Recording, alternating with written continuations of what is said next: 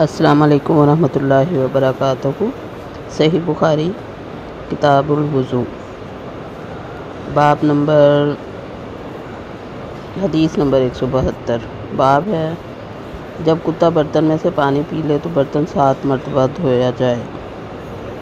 حضرت ابو ہریرہ رضی اللہ تعالیٰ عنہ سے روایت ہے، انہوں نے کہا کہ رسول صلی اللہ علیہ وسلم نے فرمایا، جب کتا تم میں سے کسی کے برتن میں سے پانی پی لے تو چاہیے کہ اس کو 7 مرتبہ دھوئے۔ حدیث نمبر 173۔ بسم اللہ الرحمن الرحیم۔ حضرت ابو ہریرہ رضی اللہ تعالیٰ عنہ سے ہی روایت ہے، وہ نبی صلی اللہ علیہ وسلم سے بیان کرتے ہیں کہ ایک شخص نے کتے کو دیکھا جو شدت پیاس کی وجہ سے گیلی مٹی چاٹ رہا تھا۔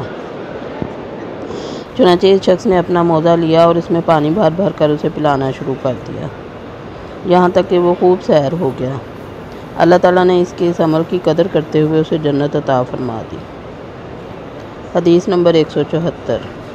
حضرت عبداللہ بن عمر رضی اللہ تعالیٰ عنہ سے روایت ہے، انہوں نے فرمایا کہ رسول اللہ صلی اللہ علیہ وسلم کے زمانے میں کتے مسجد میں پیشاب کرتے اور آتے جاتے تھے، اور صحابہ کرام رضوان اللہ تعالیٰ علیہم اجمعین وہاں کسی جگہ بھی پانی نہیں چھڑکتے تھے۔ حدیث نمبر 175۔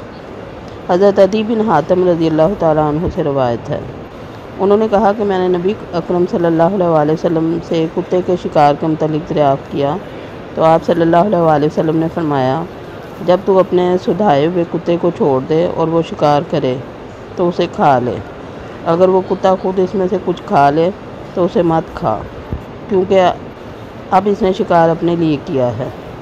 میں نے پھر عرض کیا کہ بعض دفعہ میں اپنے کتے کو شکار کے لیے چھوڑتا ہوں، پھر اس کے ساتھ کسی دوسرے کتے کو بھی پاتا ہوں۔ آپ صلی اللہ علیہ وسلم نے فرمایا، ایسے شکار کو مت کھا، کیونکہ تو نے اپنے کتے پر بسم اللہ پڑھی تھی، دوسرے کتے پر نہیں پڑھی تھی۔ باب نمبر 34۔ جس شخص کا موقف ہو کہ وضو صرف اس حدث سے ہے جو دونوں راستوں یعنی قبل یا دبر سے نکلے، کیونکہ ارشاد باری تعالیٰ ہے، یا تم میں سے کوئی جائز ضرورت سے آیا ہو، اور حضرت عطا نے کہا کہ جس کی دبر سے کیڑا یا عضو مستور سے جوں کی طرح کوئی چیز نکلے تو وہ دوبارہ وضو کرے، اور حضرت جابر بن عبداللہ رضی اللہ تعالیٰ عنہ نے فرمایا کہ اگر کوئی دوران نماز میں ہنس دے تو وہ نماز دوبارہ پڑھے لیکن وضو دوبارہ نہ کرے، اور حسن بصری رضی اللہ تعالیٰ عنہ نے کہا، جس نے اپنے سر کے بال منڈوائے، ناخن کترائے یا اپنے موزے اتار ڈالے تو اس پر وضو کا اعادہ نہیں۔ نیز حضرت ابو ہریرہ رضی اللہ تعالیٰ عنہ نے فرمایا کہ وضو لازم نہیں ہوتا مگر حدث بے وضو ہونے سے۔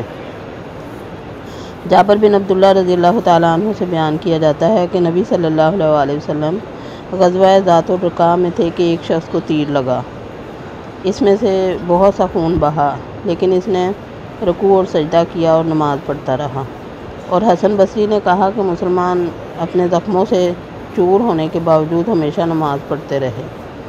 طاؤس محمد بن علی عطا اور حجاز کے اہل علم کا کہنا ہے کہ خون نکلنے سے وضو نہیں ٹوٹتا۔ حضرت عبداللہ بن عمر رضی اللہ تعالیٰ عنہ نے ایک دفعہ پھنسی کو دبایا اور اس سے خون نکل آیا، لیکن انہوں نے وضو نہیں کیا، اور حضرت ابن ابی اوفی رضی اللہ تعالیٰ عنہ نے خون تھوکا لیکن نماز پڑھتے رہے۔ حضرت ابن عمر رضی اللہ تعالیٰ عنہ اور امام حسن بصری نے کہا کہ جو کوئی سینگی لگوائے تو وہ صرف سینگی کی جگہ دھو لے۔ حدیث نمبر 176۔ حضرت ابو ہریرہ رضی اللہ تعالیٰ عنہ سے روایت ہے، انہوں نے کہا کہ رسول اللہ صلی اللہ علیہ وسلم نے فرمایا، بندہ اس وقت تک نماز میں رہتا ہے جب تک وہ مسجد میں نماز کا انتظار کرتا رہے، بشرطے کہ اسے حدث لاحق نہ ہو۔ ایک اجمی شخص نے سوال کیا، ابو ہریرہ حدث کیا ہے؟ فرمایا، حدث آواز یعنی گوز کو کہتے ہیں۔ حدیث نمبر 177۔ حضرت عباد بن تمیم اپنے چچا سے روایت کرتے ہیں، نبی صلی اللہ علیہ وسلم نے فرمایا، جب تک نماز پڑھنے والا حدث کی آواز نہ سنے یا بدبو نہ محسوس کرے اس وقت تک اپنی نماز نہ چھوڑے۔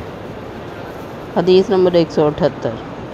حضرت محمد بن حنفیہ رضی اللہ تعالیٰ عنہ سے روایت ہے، انہوں نے کہا، حضرت علی رضی اللہ تعالیٰ عنہ نے فرمایا، میری مزی بکثرت خارج ہوتی تھی لیکن رسول صلی اللہ علیہ وسلم سے اس کے متعلق دریافت کرنے میں مجھے شرم آتی تھی، اس لیے میں نے حضرت مقداد بن اسود رضی اللہ تعالیٰ عنہ سے کہا تم مسئلہ دریافت کرو۔